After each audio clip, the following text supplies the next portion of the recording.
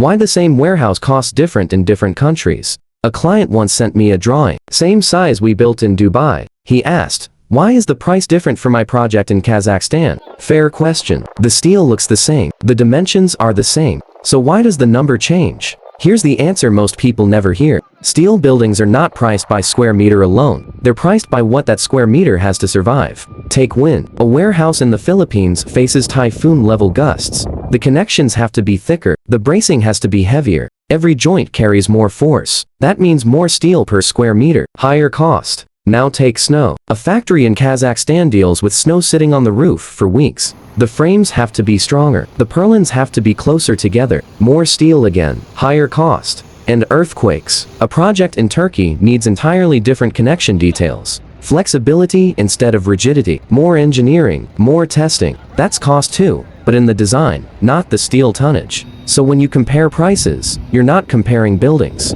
You're comparing local wind speeds, snow loads, and seismic zones. Two identical boxes on paper might be 15 or 20% apart, just because of where they stand. This is why we don't quote from a catalog. We pull your local codes. We run the numbers for your exact site. Then we tell you the real cost. Sometimes that makes us look more expensive than a generic supplier who ignores your local conditions. Until you ask the right question, does your price include my actual wind and snow loads, or just your standard design? We've seen what a Chilean earthquake zone demands. We know what Kazakh snow means for frame weight. We engineer for it, and we put it in the quote upfront. So if you're planning a building and comparing numbers across borders, don't ask, what's your square meter price? Ask, is this designed for my actual site, or just a catalog? Send me your location and building size. I'll show you what your local conditions mean for your budget. No guessing, just engineering.